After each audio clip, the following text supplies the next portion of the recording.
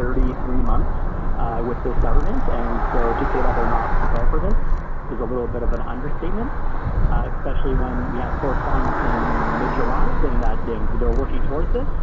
So I'm assuming that they just decided to pull the plug with the current pandemic and how we're entering the fourth wave, which is understandable, but I think there could have been a lot more discussion and communication with stakeholders. And what do we know about the voting rate for post-secondary students?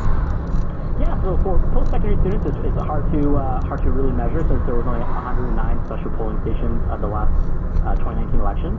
But we know that young voters, those under 30, are the largest eligible voting bloc, and since 2015.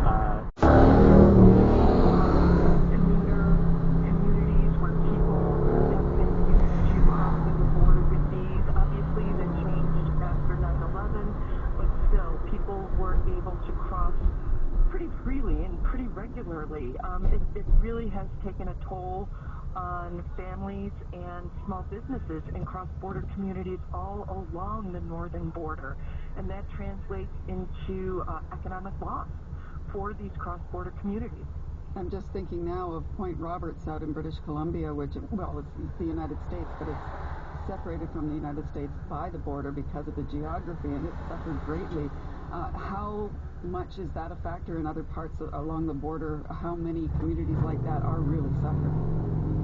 Well, when you think about the folks who would come down, for example, from Ontario to Western New York to shop, to visit the Albright Knox, to visit Niagara Falls, New York, to go...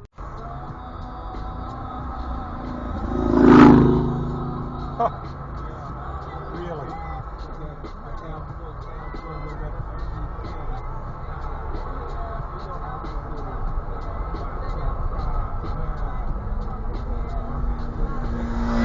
Another one.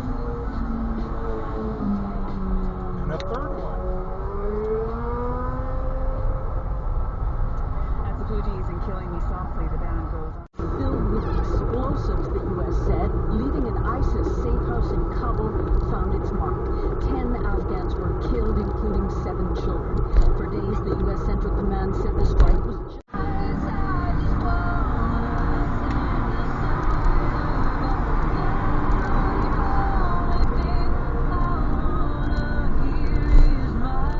New York, trying to find a way to get them released, trying to find a solution that would get them home, and it was just so wonderful to see how happy she was. What do you make of the timing? I mean, like, it was almost like the exact same time. Good afternoon, I'm Matt Humphrey in Vancouver. The province says recent rain and cooler weather has helped the fire situation in BC. However, Public Safety Minister Mike Farnworth says this current season is far from over. He says the government... Or you buy your insurance way before you need it, which is another, who knows if the insurance companies and mortgage companies wouldn't even allow that, to start buying insurance other than buying a blanket policy, which is very expensive to do. Jerry, it's quite a problem. It's good of you to join us and to explain it. Thanks very much. Thank you very much. Thanks for having me on. Bye-bye. That's Jerry Lorenz, who is the president of the Canadian Home Builders Association in the Central Interior. There's a very graphic scene. Tell me how the Red Wedding sort of confirms your argument that there's a trust element involved in whether someone is drunk or stone cold sober. Yeah, I love that scene. I love seeing that. So there's these two previously hostile groups who decided that, hey, we need to cooperate, our interests align, we really shouldn't be fighting anymore, we should... Seal Territory is the home of our Scoop and Stories columnist, Kelsey Kalana, as she joins us regularly here on Radio West. Hello there. Hi. Tell me about the research that you've been doing and what you're hearing from local fire experts about what we've seen this season in these fires. Yeah, local knowledge keepers and fire experts are saying that it's largely caused by ignorance, like daily...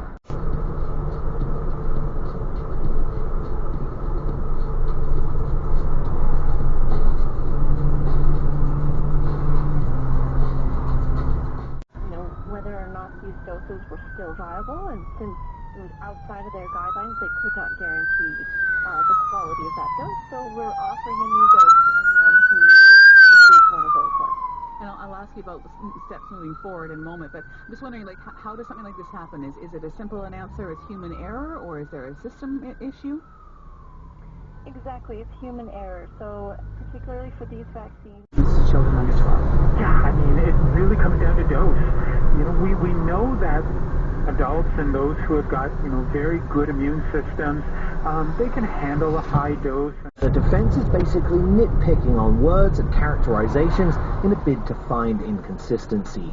The case will continue tomorrow. Ma has plants in the pandemic the last few years said no plant in. So once again this year with the pandemic, we sort of had to plant all those plants on our own. So we did it, you know, with ourselves and our Optics are taking place in the United States. The Biden administration doesn't want to do anything that would look as if, you know, they are, you know, acting in a sort of freewheeling capacity and you know, in a way that would open them up to criticism about the way that they're handling the pandemic. saying congratulations, you know, thanks for, you know, letting people know that, like, you know, talent does live here as well. So it's a pretty surreal moment for my community. So I can't wait to go back to Jamaica and bring the medal back and just, you know, just get to see all the kids and just talk to them, let them know that, you know, doesn't matter where you're from, anything is possible once you believe in yourself and, you know, you have a dream that you set for yourself. What'd your mom think of all this? How's she doing? She's pretty cool, you know, for the most part. She was telling me. And I had a wonderful woman come up to me after a talk I did, and she said to me, both of my parents had narcissistic personality disorder, which is what my mother had. And I said, boy, you have really got to write a book, girl, because you trump what I did. You better write a book. And her husband said to me, that's what I've been telling. You are far away from the place that you grew up in, and there's a part in the book in which you compare Australia and Canada through the music of AC/DC and Nickelback, which is...